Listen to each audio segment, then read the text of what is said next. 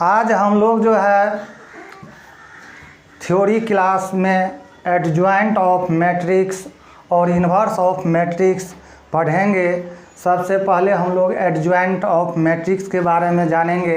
Adjoint of matrix निकालने से पहले हम लोग को उसमें जो है ज़रूरत पड़ता है कोफैक्टर का।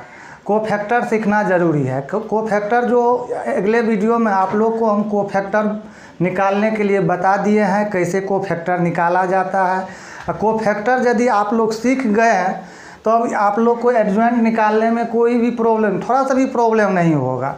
क्योंकि एडजॉइंट में क्या होता है, कोफैक्टर जो हम निकालते हैं वही कोफैक्टर क्या करते हैं, ट्रांसपोज करते हैं। ट्रांसपोज जो करते हैं जस्ट लाइक उसी को क्या चीज़ कहते हैं, एडजॉइंट ऑफ मैट्रिक्स कहते हैं। अब थोड़ा सा बोर्ड पर डिफिनेशन की ओर देखते हैं। क्या लिखा हुआ है, एडजॉइंट ऑफ ए मैट्रिक्स लिखा हुआ है, the adjoint of a square matrix A equal to A I J N by N is defined as the transpose of the matrix Aij n by n, where Aij is the cofactor of the element किसका, Aij का।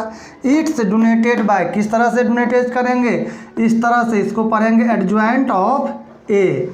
एक चीज़ ध्यान दीजिए, मतलब कहने का अर्थ है कोई स्क्वायर मैट्रिक्स दिया हुआ रहेगा, उसका कोफैक्टर निकालेंगे। कोफैक्टर निकालने के बाद उसका ट्रांसपोज करेंगे। ट्रांसपोज करने के बाद जो आएगा वही क्या कहलाएगा, एडजॉइंट ऑफ मैट्रिक्स कहलाएगा।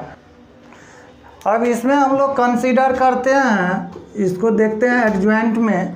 Late A equal to A11 A12 A13 A21 A22 A23 A31 A32 A33 3/3। अब ये हमको स्क्वायर मैट्रिक्स दिया हुआ है, इसमें क्या चीज़ निकालते हैं, इसका कोफैक्टर। कोफैक्टर निकालने के लिए अब इसको हम लोग क्या लिखेंगे, इसको कोफैक्टर निकालते हैं। और कोफैक्टर निकालने के बाद क्या होता है, इसमें चेंजिंग आ जाएगा। क्या आ जाएगा, चेंजिंग आ जाएगा। चेंजिंग क्या होगा ये ध्यान दीजिए, एडजॉइंट ऑफ ए यहाँ हो जाएगा। इसका कोफैक्टर इस तरह से पहले हम लोग निकालते थे, A11 A12 A13 A21 A22 A23 A31 A32 A33।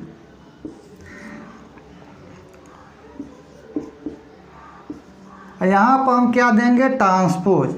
ये ट्रांसपोज जो है इसी को हम लोग एडजॉइंट ऑफ ए। अब क्या होगा, रो जो है कॉलम में चेंज हो जाएगा। चेंज कीजिए, A11 A12 A13 A21 A22 A23 A31 A32 A33। यही आपको क्या हो गया, adjoint of A matrix. Example देखते हैं इसका। हम लोग टू ऑर्डर का एडजॉइंट निकालने के लिए 2 3 4 5 एडजॉइंट निकालने के लिए इसमें हम लोग पहले क्या करेंगे, इसका कोफैक्टर निकालेंगे। तो cofactor of 2 equal to A11। Cofactor निकालने के लिए क्या करते हैं, इस तरह से इसका रो और कॉलम को ढकिए। क्या बच रहा है, 5। कोफैक्टर ऑफ 3, ध्यान दीजिए कोफैक्टर निकालने समय एक चीज़ ध्यान दीजिए, टू ऑर्डर में जो है फर्स्ट पॉजिटिव सेकंड निगेटिव, फिर यहाँ भी आपका निगेटिव यहाँ पॉजिटिव होगा, ये ध्यान दीजिएगा। इसलिए यहाँ निगेटिव हो गया। यहाँ जो है पोजीशन जो है A21 है, और 21 का एडिशन करते हैं 3 आता है। 3 जहाँ आएगा मतलब जहाँ ओड नंबर आएगा वहाँ निगेटिव होगा, जहाँ इवन नंबर आएगा वहाँ पॉजिटिव होगा। ये ध्यान दीजिएगा टू ऑर्डर के लिए। तो अब फिर उसके बाद हम लोग इसका बात करें, यहाँ ले 3, तो A1 2, इसको हम लोग ढक देते हैं, क्या बचा 4, तो यहाँ लिखेंगे -4, को फैक्टर ऑफ 4, फिर इसको ढक लीजिए, बचा क्या 3 -3, फिर यहाँ पर निकालते हैं 5 का, इधर से इधर बचा क्या 2, आपका जो है ये निकल गया क्या चीज़, यहाँ ध्यान दीजिए, एडज्वाइंट ऑफ A = यहाँ से लिखिए 5 -4 -3 2, इसी का क्या करेंगे ट्रांसपोज कीजिएगा, तो रो क्या चीज़ में चेंज हो जाएगा, कॉलम में, -3 2, यही हो गया आपको एडज्वाइंट ऑफ मैट्रिक्स का एग्जाम्पल। चलिए सेकेंड ऑर्डर में हम लोग देखते हैं 4A square matrix of order 2 given by A। एक जो है सेकंड मेथड से एडज्वाइंट निकालने के लिए फर्स्ट मेथड जो बताए थे वो सभी जगह काम करेगा, सेकंड ऑर्डर रहे, थर्ड ऑर्डर रहे, फोर्थ ऑर्डर रहे, आगे जो भी रहेगा उसमें प्रत्येक में काम करेगा। ये जो अभी बता रहे हैं केवल सेकेंड ऑर्डर में काम करेगा। ये आपका NCERT में दिया हुआ है, थोड़ा हम सोचे ये भी बता दें। होता है क्या, यदि ये सेकेंड ऑर्डर दिया हुआ है A = A11 A12 A21 A22, तो इसको हम लोग क्या करते हैं, इसका एडज्वाइंट निकालने का कोशिश करते हैं, एडज्वाइंट ऑफ A। तो इसमें क्या होता है, इंटरचेंज होता है। क्या इंटरचेंज होता है, ये इसमें जो है इंटरचेंज होगा, क्या होगा, इंटरचेंज होगा, इंटरचेंज होगा मतलब A22 A11। अब इसमें क्या होता है, ये ध्यान दीजिए, ये वाले पार्ट में जो होता है चेंज होता है, और उसके बाद क्या चीज़ चेंज होता है, साइन होता है इसका चेंज, क्या होगा, साइन जो है इसका क्या हो जाएगा, चेंज हो जाएगा। और उसके बाद यहाँ ध्यान दीजिए साइन में क्या चेंज हो जाएगा, तो यहाँ माइनस हो जाएगा A12, यहाँ -21, ये भी आप लोग का क्या कहलाएगा, एडज्वाइंट ऑफ मैट्रिक्स। थोड़ा और इधर करके लिख देते हैं, ये ध्यान दीजिए, इसके लिए ये हो गया आपका। यहाँ पर यदि एडज्वाइंट ऑफ मैट्रिक्स लेते हैं, एडज्वाइंट ऑफ मैट्रिक्स, तो इंटरचेंज, तो A22, ये साइन में चेंज, A21, यहाँ भी साइन में चेंज, A12, यहाँ क्या आ जाएगा, A11। यही आप लोग का क्या हो गया, सेकंड मेथड एडज्वाइंट। एक एग्जांपल हम लोग देख लें, A = 2 -3 4 2 ऑर्डर का, इसका डायरेक्ट यदि एडज्वाइंट निकालना रहेगा तो हम लोग क्या करेंगे, अभी तुरंत पढ़े हैं, चेंज क्या होता है, ये 2 के जगह यहाँ 3 ले लीजिए, ये दोनों में चेंज करते हैं, यहाँ 3 हो जाएगा, यहाँ 2 हो जाएगा, यहाँ 3 जस का तस, माइनस है तो प्लस है, यहाँ प्लस है तो माइनस, यही हो गया। 2 ऑर्डर के लिए इजी है।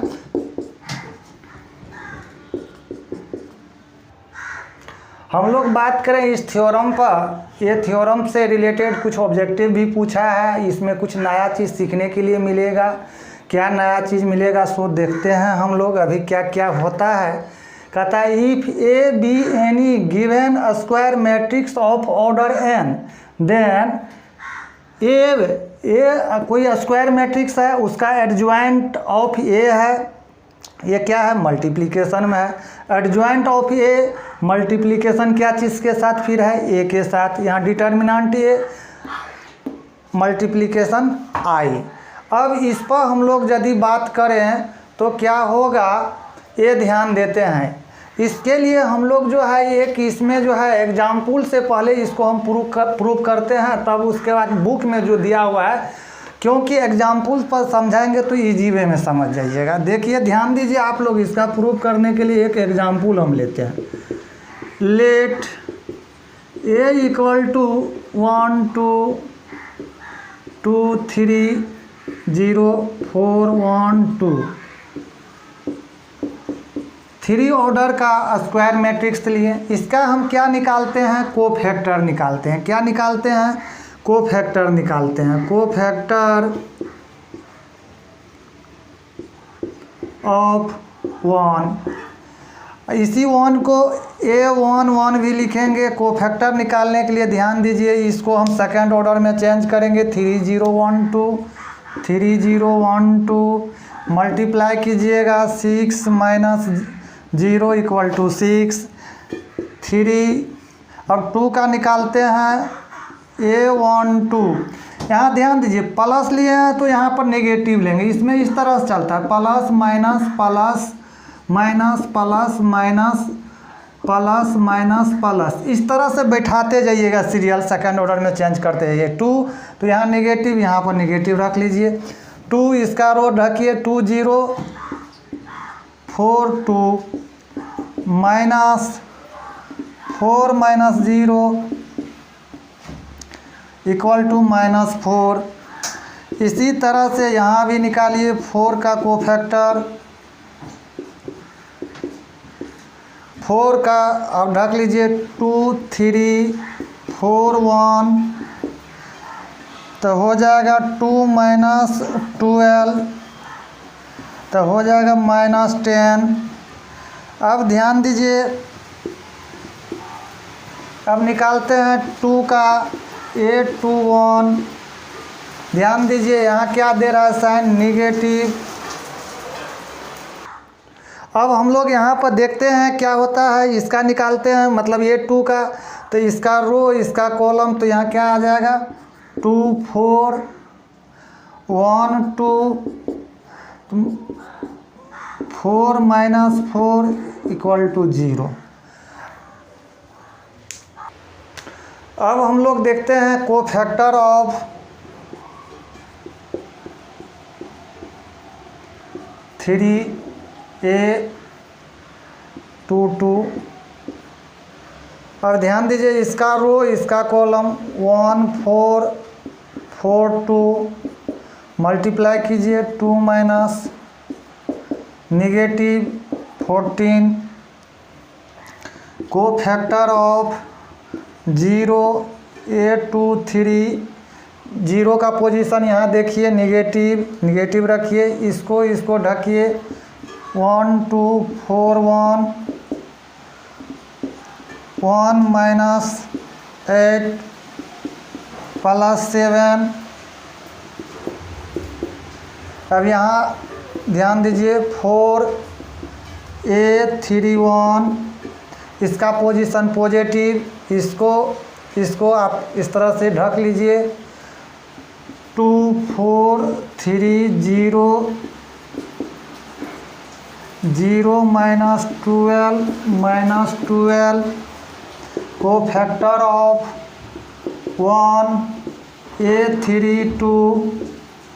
अब A32 पोजीशन नेगेटिव, ए पार्ट तो 1 4 2 0।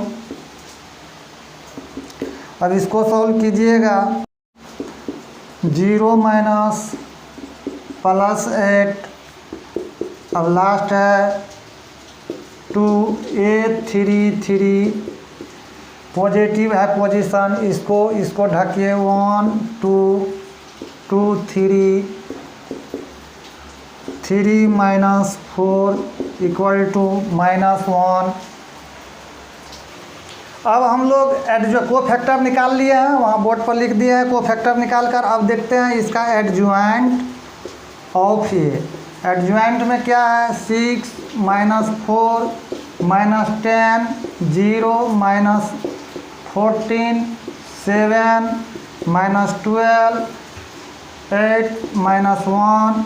इसका क्या करेंगे, ट्रांसपोज करेंगे तो क्या आएगा, 6 माइनस 4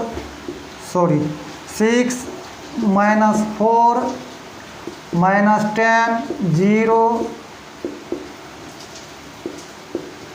माइनस 12 8 माइनस 1। ये हम लोग को निकला एडजॉइंट ऑफ ए। अब इसको क्या करते हैं, इसमें एडजॉइंट ऑफ ए निकल गया, ये मालूम है। यहाँ क्या है, मल्टीप्लिकेशन। हम देखेंगे मल्टीप्लिकेशन करके एडजॉइंट ऑफ ए से मल्टीप्लाई करते हैं। मल्टीप्लाई करने के बाद जो रिजल्ट आएगा और फिर इसको मल्टीप्लाई करने के बाद फिर इसको मल्टीप्लाई करने के बाद तीनों यदि इक्वल आता है तो ये क्या हो जाएगा, हम लोग का प्रूफ हो जाएगा इस रिजल्ट से। अब हम लोग इसको देखते हैं थोड़ा सा। अब हम लोग देखते हैं LHS से। इसमें LHS ए दिया हुआ है, ये है एडजॉइंट, अभी निकालें, ये दिया हुआ है। अब इसका हम लोग मल्टीप्लिकेशन करके देखते हैं क्या आता है। मल्टीप्लिकेशन हम लोग जानते हैं, क्या करते हैं, इसका रो इसका कॉलम। ध्यान दीजिए, कीजिए क्या देगा, 1 × 6, 2 × -4, 4 × -10। फिर अब ध्यान दीजिए, इसके बाद यहाँ आ जाइए, 1 × 0 + 2 × -14, 4 × 7। फिर आगे बढ़िए, 1 × -12, 2 × 8 + 4 × -1। फिर यहाँ से लीजिए सेकेंड रो, फर्स्ट कॉलम, 2 × 6, 3 × -4, 0 × -10। फिर यहाँ 2 × 0, 3 × -14, 0 × 7। फिर 2 × -12, 3 × 8, 0 × -1। फिर ध्यान दीजिए, 1 × 6, 1 × -4, 2 × -10, 1 × 0, 1 × -14, 2 × 7, 1 × -12, 1 × 8, 2 × -1। फिर अब इसको हम लोग जोड़ घटाव करते हैं, देखते हैं क्या आता है। 6 माइनस, फिर यहाँ माइनस, यहाँ 0 और यहाँ पर देगा आप लोग को -28, यहाँ +28, यहाँ -12 +16 -4। फिर यहाँ ध्यान दीजिए, 12 -12 ऑल ओवर 0 0। यहाँ 0, यहाँ पर आप लोग का देगा -42 0। फिर यहाँ पर 24, यहाँ पर के बाद यहाँ पर आपका देगा क्या, 0। फिर यहाँ ध्यान दीजिए, 6 -4 माइनस,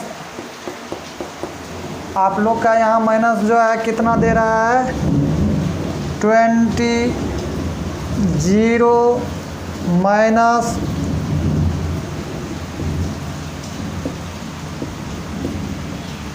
-12 + 8 -2 अब इसमें हम लोग देखते हैं क्या आता है इसका। अब ध्यान दीजिए, -48 इसमें से आपको 6 चल जाएगा, -42 42, ये तो 0 दे देगा। अब फिर यहाँ पर भी क्या दिया, 0 दिया। फिर यहाँ ध्यान दीजिए, यहाँ भी 0 दिया, यहाँ 42 दिया, यहाँ भी क्या दिया, 0 दिया। यहाँ पर 4 होगा, यदि यहाँ पर 4 होगा तो 4 से यहाँ 4 हो जाएगा आपका। उसके बाद ये 10 का 10, ये भी 10 का 10, यहाँ भी क्या हो जाएगा, 4 हो जाएगा। फिर आपका यहाँ क्या हो जाएगा, 4 हो जाएगा। अब देखिए रिजल्ट में कुछ चेंज आएगा, यहाँ क्या होगा, तो आपका आ जाएगा कितना, ये ध्यान दीजिए 24, ठीक है। और उसके बाद ये 0, ये तो ठीक है। ये क्या हो जाएगा, यहाँ पर चेंज आ जाएगा 48। हाँ चलिए ठीक है। अब यहाँ कीजिए, आप लोग का ये रिजल्ट क्या देगा, 0 देगा। और यहाँ भी क्या दे रहा है, हम लोग को 0 दे रहा है। और यहाँ क्या दे रहा है, -42। ये हम LHS निकाले। अब हम लोग यहाँ पर देखते हैं, इससे पहले LHS निकाल कर देख चुके हैं। अब MHS मिडिल हैंड साइड का देखते हैं, क्योंकि 3 टर्म्स है तो 3 टर्म्स में क्या करते हैं, LHS, MHS और RHS लेकर हम चलते हैं। और फिर इसका मल्टीप्लिकेशन देखते हैं क्या आता है। रो 6 × 1, 0 × 2, -12 × 4, 6 × 2 + 0 × 3, -12 × 1, 6 × 4 + 0 × 0, -12 × 2। और फिर सेकेंड रो से -4 × 1, -14 × 2। फिर यहाँ ध्यान दीजिए, -4 × 2, -14 × 3, 8 × 1, फिर -4 × 4, -14 × 0, 8 × 2, -10 × 1, 7 × 2, -1 × 4, -10 × 2, 7 × 3, -1 × 1, -10 × 4, 7 × 0, -1 × 2। इसको हम लोग सॉल्व करें, क्या देता है देखते हैं। 6, 0, -48, 12, 0, -12, 24, 0, -24, -4, -28, 32 -8 -14 को 3 से मल्टीप्लाई कीजिए, +8, फिर -16, 0, फिर यहाँ ध्यान दीजिए -10, 14, -4, -20, 21, -1, -0, -2, अब इसको हम लोग करेंगे तो क्या देगा, -42, 0, 0, ये भी 0, ऑल ओवर -42, ये टर्म भी 0, ये भी 0, यहाँ भी 0, -42। कहने का अर्थ है क्या, अभी LHS और MHS का वैल्यू सेम आया। अब हम लोग निकालेंगे क्या चीज़, RHS। अब हम लोग यहाँ पर देखते हैं इस थ्योरम में क्या कर रहे हैं, ये दिया हुआ RHS में। इससे पहले हम लोग क्या चीज़ लेट मान कर चले थे, थर्ड ऑर्डर ये। अभी इसको हम जो है थोड़ा सा ध्यान दीजिए, ये ऑल ओवर हमको दिया हुआ है डिटर्मिनेंट में। ये आइडेंटिटी मैट्रिक्स को हम 3 ऑर्डर का लिख सकते हैं, आप लोग जानते हैं, ये लिखने में कोई दिक्कत नहीं। ध्यान दीजिए यहाँ मैट्रिक्स है, मल्टीप्लिकेशन करेंगे तो यहाँ क्या आएगा, determinant A 0, determinant A 0, 0, determinant A। अब यहाँ पर हम लिख दिए इतना लिखने के बाद थोड़ा सा यहाँ से हम लोग डिटर्मिनेंट निकाल लीजिए। 1 यदि लिखते हैं इसको ढकिए, 3 0 1 2 2 2 4 0 2 +4 2 3 4 1 6 4 2 -12 6 आपको देगा -8। यहाँ पर क्या देगा, ध्यान दीजिए माइनस, ये ऑल ओवर -42। कहने का अर्थ आया क्या, डिटर्मिनेंट ऑफ ए का जो वैल्यू निकला उसके जगह हम लोग क्या रिप्लेस करेंगे, -42, -42, जहाँ जहाँ है -42, -42।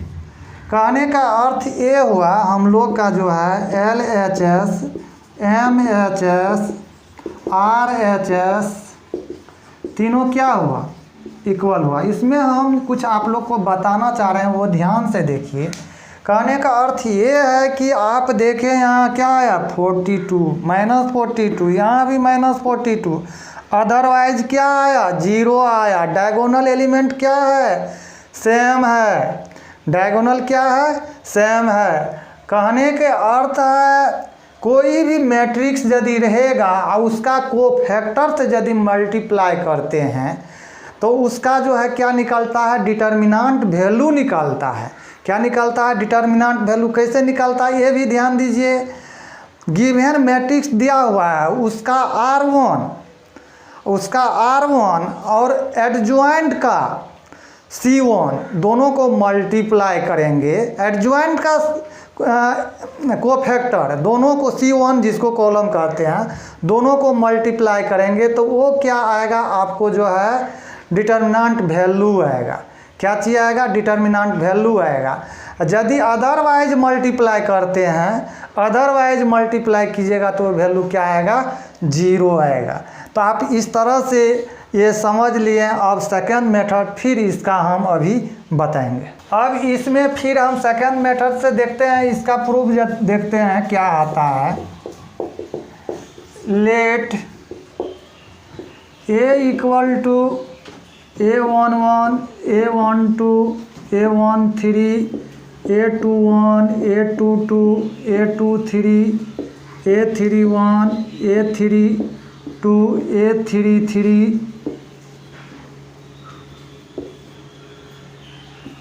ये हुआ 3 ऑर्डर का। अब इसी को एडजॉइंट ऑफ ए निकालने का क्या नियम है, अब ध्यान दीजिए।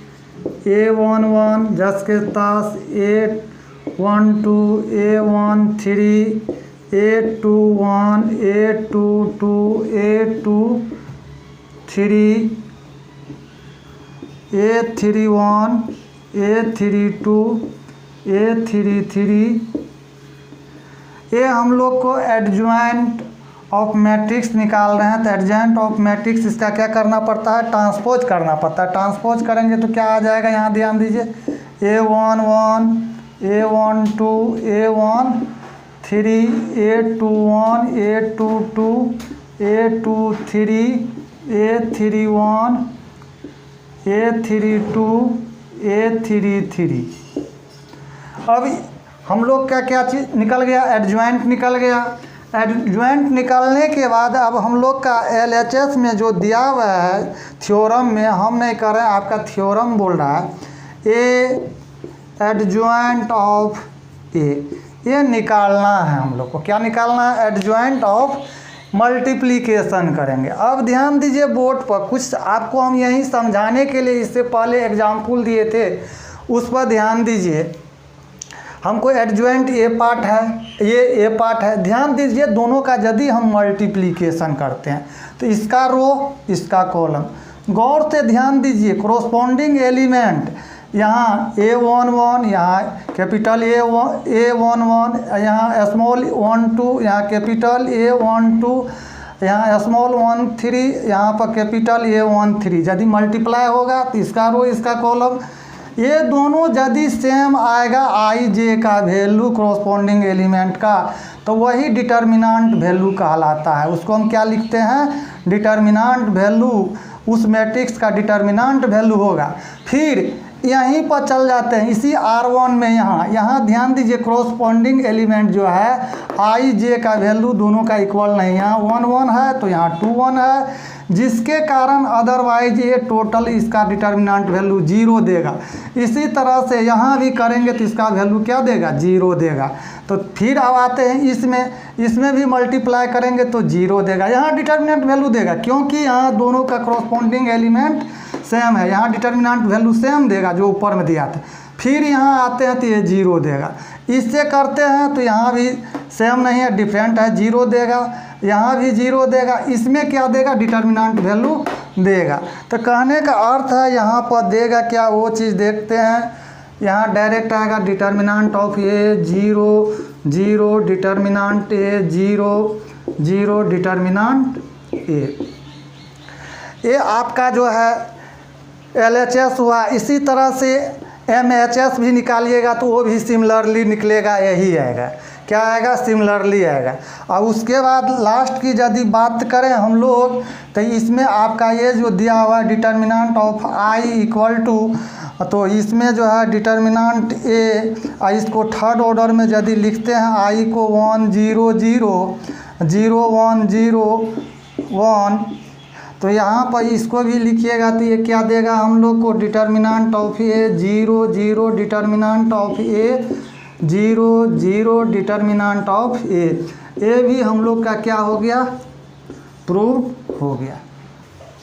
अब हम लोग सिंगुलर मैट्रिक्स को देखते हैं ध्यान से। इसमें क्या देता है, सिंगुलर मैट्रिक्स में होता है क्या, ये इसके लिए भी क्या लेंगे, a square matrix is said to be singular if determinant A equal to 0। मतलब डिटर्मिनेंट का वैल्यू जब 0 आएगा तब उसको हम लोग क्या कहेंगे, सिंगुलर मैट्रिक्स कहेंगे। एग्जाम्पल के लिए एक एग्जाम्पल हम लोग अपने से ले रहे हैं, ए इक्वल टू 2 3 4 6। अब इसका निकालते हैं डिटर्मिनेंट। क्या दे रहा है, डिटर्मिनेंट निकालिएगा तो 12 माइनस 12 इक्वल टू 0। मतलब डिटर्मिनेंट वैल्यू क्या आया, 0। इज ए कौन मैट्रिक्स कहलाएगा, सिंगुलर मैट्रिक्स, इसको हम कहेंगे, ये आप लोग ध्यान दीजिएगा। अब देखते हैं हम लोग बोर्ड पर क्या लिखे हैं, non singular matrix. Non singular matrix होने के लिए क्या होता है, डिटर्मिनेंट का वैल्यू जो आएगा not equal to zero. Not equal to zero का अर्थ होता है जीरो से बड़ा या जीरो से छोटा, मतलब डिटर्मिनेंट का वैल्यू जो है निगेटिव पॉजिटिव कुछ आएगा तो वो क्या होगा, उसी से। इसमें एक चीज़ और ध्यान दीजिएगा, नॉन सिंगुलर मैट्रिक्स में होता है क्या, इन्वर्स भी एग्जिस्ट तभी करता है जब डिटर्मिनेंट का value not equal to zero आता है। ये आपको ऑब्जेक्टिव में दे भी सकता है, ये ध्यान दीजिए। देखिए ये square matrix A is said to be non singular if A determinant not equal to zero. Example हम लोग लेते हैं ए इक्वल टू 2 4 1 3। अब इसका डिटर्मिनेंट निकालते हैं, क्या देगा, 6 - 4 इक्वल टू 2। तो इसका मतलब determinant not equal to zero is a non singular matrix.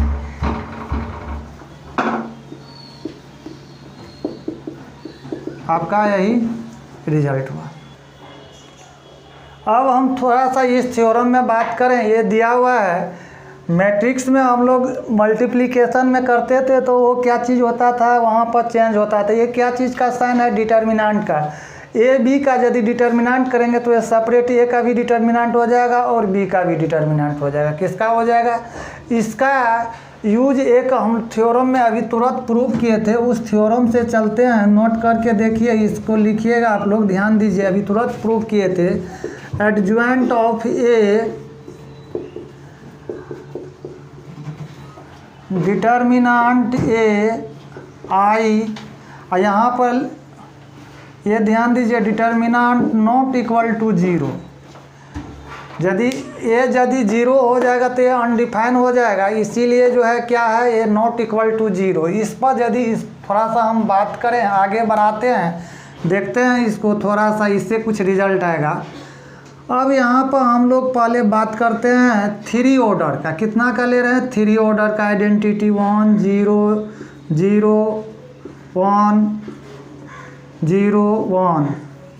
अब ध्यान दीजिए, इसको क्या करेंगे, मल्टीप्लिकेशन, मैट्रिक्स में मल्टीप्लिकेशन कीजिए, अंदर जाएगा तो प्रत्येक एलिमेंट में होगा। ये प्रॉपर्टीज हम लोग जानते हैं। फिर यहाँ भी आपका ये होगा, इतना निकल गया। यहाँ से हम लोग लिखते चलिए, adjoint of A into A adjoint into A. अब इस पर हम लोग बात करें, अब क्या करते हैं, डिटर्मिनेंट इन बोथ साइड्स, मतलब दोनों साइड क्या लगाते हैं, डिटर्मिनेंट लेते हैं। क्या कर रहे हैं, डिटर्मिनेंट। तो डिटर्मिनेंट का जैसे ही साइन देंगे तो यहाँ आ जाएगा एडज्वाइंट ऑफ ए इंटू ए, पूरा पर यहाँ determinant A 0 0 0 determinant A 0 0 determinant ए। अब ये चेंज क्या चीज़ में हो गया, डिटर्मिनेंट में चेंज हो गया। अब यहाँ पर फिर हम लोग देखते हैं, इसका अभी तुरंत प्रॉपर्टीज पढ़े हैं, 2 पार्ट में थ्योरम ही होता है। चेंज कर देंगे, एडज्वाइंट ऑफ ए, यहाँ पर डिटर्मिनेंट ए। अब ध्यान दीजिए, यहाँ डिटर्मिनेंट का प्रॉपर्टीज है, इस R1 में से डिटर्मिनेंट ए कॉमन ले रहे हैं, R2 में से डिटर्मिनेंट ए ले रहे हैं, R3 में से, तो क्या होगा, ए क्यू। यहाँ पर हो गया डिटर्मिनेंट ए क्यू। बचा क्या, 1 0 0 1 0 1। अब हम लोग इस पर ध्यान दें, इसका यदि आप लोग डिटर्मिनेंट निकालिएगा, देखिए इस टर्म का, तो 1 आता है। क्या आएगा, इसका डिटर्मिनेंट वैल्यू 1 आएगा। यहाँ पर ध्यान दीजिए, बहुत इम्पोर्टेंट है, इससे बहुत सारा ऑब्जेक्टिव पूछता है एग्ज़ाम में। इसका वैल्यू 1 आया। अब ध्यान दीजिए, ये कैंसिलेशन हो जाएगा। क्या आएगा, यहाँ लिखिए एडज्वाइंट ऑफ ए डिटर्मिनेंट, एक कैंसिल हो जाएगा। क्या आया result? Adjoint of A equal to determinant A का स्क्वायर, मतलब डबल बार आया। कितना ऑर्डर? ऑर्डर ये था 3। ऑर्डर क्या था? 3। ऑर्डर 3 में जो है यहाँ एडज्वाइंट का डिटर्मिनेंट क्या 2 आया। यदि यहीं पर ऑर्डर हम यदि कहें और ऑब्जेक्टिव के लिए 2 के लिए यदि पूछ देगा तो आपको सिमिलरली क्या होगा? ध्यान दीजिए, ऑब्जेक्टिव पूछेगा एडज्वाइंट ऑफ, तो यहाँ लिखिएगा डिटर्मिनेंट ए, इसमें इसको घेरिएगा। फिर ऑर्डर ए भी ऑब्जेक्टिव, ध्यान दीजिए हम जो लिख रहे हैं 4/4 का, तो इसका क्या हो जाएगा? Adjoint of A equal to 4 है, तो यहाँ क्या 3 था तो 2, 4 था तो 3। अब इसी तरह से ऑर्डर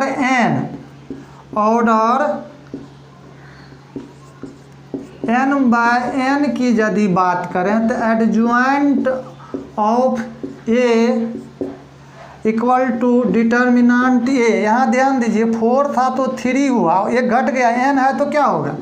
n-1। आप लोग ये पार्ट जो घेरे हैं, ये आप लोग के एग्ज़ाम के व्यू से ये भी चारों में से कोई भी ऑब्जेक्टिव आपको एग्ज़ाम में ज़रूर दे देगा। अभी इसमें ध्यान दीजिए, और ध्यान देने की बात ये है, ऑब्जेक्टिव आपका ये तो NCERT बुक में ऑब्जेक्टिव दिया हुआ है, ये भी ऑब्जेक्टिव 2 ऑर्डर का बहुत बार पूछ चुका है।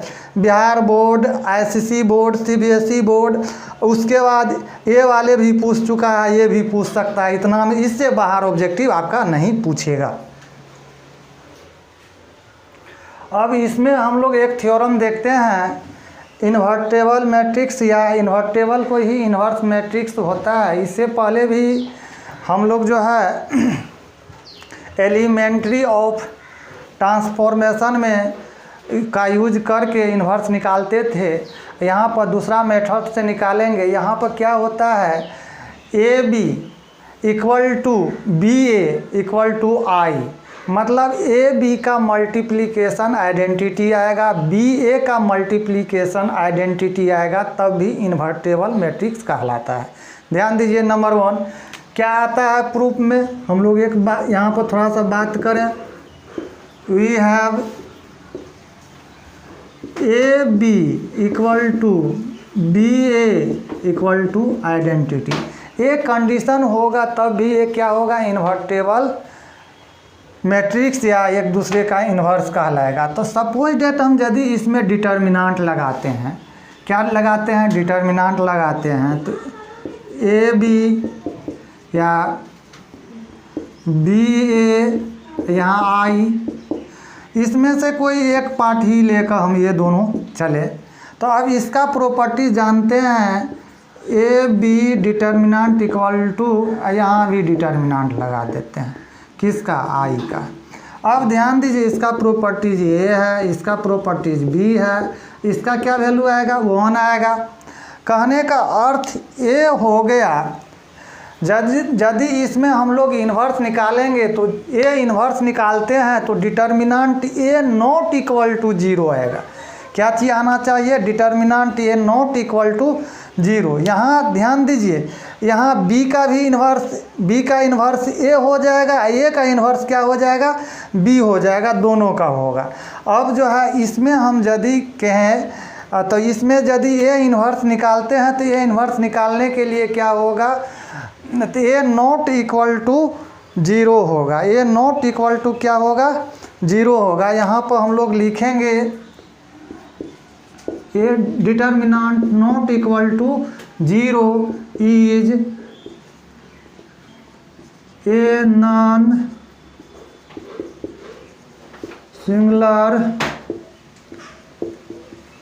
मैट्रिक्स। अब इसमें हम लोग एक और जानते हैं, यहाँ पर आज अभी थोड़ा देर पहले आप लोग को प्रूफ किए थे, equal to A adjoint of determinant A I. ये जो क्या है, determinant not equal to zero है, मतलब नॉन सिंगुलर है। इस कंडीशन में चलते हैं तो अब ध्यान दीजिए, हम डिवाइडिंग करते हैं डिटर्मिनेंट ऑफ ए से। क्या चीज़ करते हैं, डिवाइड करते हैं।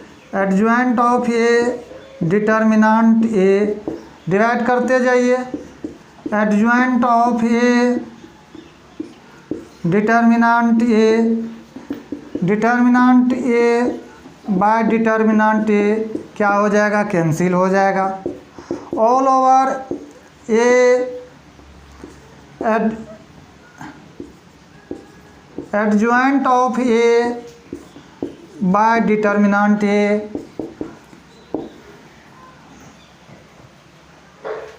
एक चीज़ यहाँ दोनों सेम ले लिए, ये इधर कर दीजिए, यहाँ पर, यहाँ भी ये इधर कर दीजिए। तो यहाँ ध्यान दीजिए, adjoint of A by determinant A, यहाँ क्या आया, आई। अब देखते हैं, इसको हम बी मानते हैं, तो ए बी क्या होगा, B A equal to I. ये किसका कंडीशन है, इन्वर्स मैट्रिक्स का कंडीशन है, इन्वर्टेबल मैट्रिक्स का कंडीशन है। वेयर बी इक्वल टू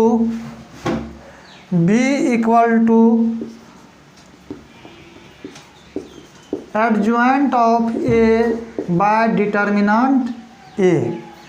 ये इतना हम लोग,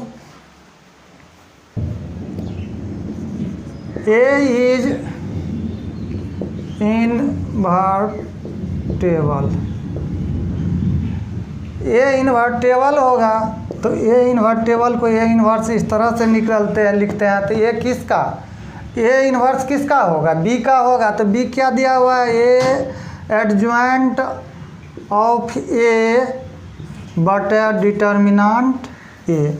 यही फार्मूला आप लोग का हो गया है। इन्वर्स इक्वल टू हम लोग को फार्मूला क्या हुआ, adjoint of A by determinant A निकल गया फार्मूला। तब इन्वर्स निकालने के लिए हम लोग क्या करेंगे, ध्यान दीजिए, इन्वर्स निकालने के लिए क्या करना पड़ता है, नंबर वन, पहले एडजॉइंट के लिए क्या करना पड़ता है, एडजॉइंट के लिए हम लोग को पहले कोफैक्टर निकालने के लिए जान रहे हैं, कोफैक्टर स्क्वायर मैट्रिक्स का निकालता है, पहले कोफैक्टर निकाल लेंगे, फिर एडजॉइंट निकाल लेंगे, एडजॉइंट निकालने के बाद फिर डिटर्मिनेंट निकाल लेंगे, और डिटर्मिनेंट का वैल्यू जो होगा नॉट इक्वल टू। अब यहाँ ध्यान दीजिए, ये बहुत मायने रखता है, ये एग्जाम में पूछता है, determinant not equal to zero inverse exist करेगा। यदि determinant A equal to zero does not exist, ये क्या करेगा, तब डज नॉट एग्जिस्ट करेगा, और इसमें क्या करेगा, एग्जिस्ट करेगा। ये determinant not equal to zero कहने का अर्थ हुआ नॉन सिंगुलर मैट्रिक्स। यदि determinant A equal to zero तो ये क्या होगा, सिंगुलर मैट्रिक्स। सिंगुलर मैट्रिक्स में inverse does not exist, non singular matrix में इन्वर्स एग्जिस्ट। ये ध्यान दीजिएगा, आप लोग को ऑब्जेक्टिव में बहुतों बार पूछा है, सभी बोर्ड में पूछा है, ऐसा नहीं कि कोई एक बोर्ड में पूछा है। और थोड़ा सा ये भी प्रॉपर्टीज जान लीजिए, ये इन्वर्स ए इक्वल टू, इसको हम लोग आई लिखेंगे, या रहे ए इन्वर्स इस तरह से रहे, ये सब को हम लोग क्या लिखते हैं, आई के इक्वल लिखते हैं। आज जो है थ्योरी आप लोग को एडजॉइंट ऑफ मैट्रिक्स और इन्वर्स का अच्छी तरह से डीपली बता चुके हैं। इसको आप लोग ध्यान से इस वीडियो को देखिएगा, 1 से 2 बार देखिएगा, अच्छी तरह से समझ जाइएगा, लाइफ में कभी भी नहीं भूलिएगा। एडजॉइंट और इन्वर्स का आपको खास करके थ्योरी में प्रॉब्लम होगा। और आप लोग को थैंक यू।